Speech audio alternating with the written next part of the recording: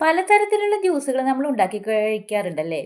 ഈ ജ്യൂസും ഒരു വെറൈറ്റി ജ്യൂസാണ്. അപ്പോൾ ഇതൊന്ന് ട്രൈ ചെയ്ത് നോക്കൂ. വളരെ സിമ്പിളാണ്. നല്ല ടേസ്റ്റുള്ള ഒരു ജ്യൂസാണ്.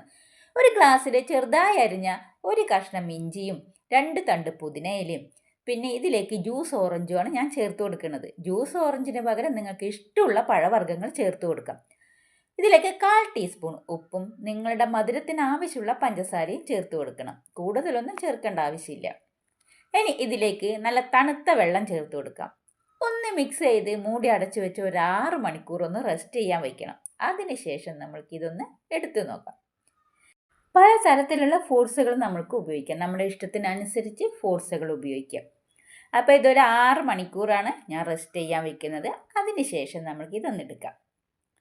6 മണിക്കൂറോ അല്ല എങ്കിൽ ഒരു ഓവർനൈറ്റോ വയ്ക്കാവുന്നതാണ്. അപ്പോൾ ഞാനിത് ഒരു 6 മണിക്കൂർ മാത്രമാണ് വെച്ചിട്ടുള്ളത്. അപ്പോൾ നല്ലപോലെ ഒന്ന് മിക്സ് ചെയ്ത് കൊടുത്തതിന് ശേഷം നമ്മൾക്ക് ഇതൊന്ന് അരിച്ചുപയോഗിക്കാം. വളരെ ടേസ്റ്റുള്ള ഒരു ജ്യൂസാണ്, ഒരു വെറൈറ്റി ടേസ്റ്റാണ്. അപ്പോൾ ഇതെല്ലാവരും ഒന്ന് ട്രൈ ചെയ്ത് നോക്കുക കേട്ടോ. വളരെ സിമ്പിളായിട്ട് നമുക്ക് ചെയ്തെടുക്കാവുന്നതാണ്. നമുക്ക് നേന്ത്രപ്പഴം വെച്ചിട്ടോ ചെറുപഴം വെച്ചിട്ടോ അതേപോലെ ആപ്പിള്, ചെറുനാരങ്ങ എന്ത് വെച്ചിട്ടും നമുക്ക് ഉണ്ടാക്കിയെടുക്കാൻ പറ്റുന്ന നല്ലൊരു ജ്യൂസാണ്. അപ്പോൾ എല്ലാവരും ഒന്ന് ട്രൈ ചെയ്ത് നോക്കുക. വളരെ സിമ്പിളും ടേസ്റ്റി ആയിട്ടുള്ള ഈ വെറൈറ്റി ജ്യൂസ്.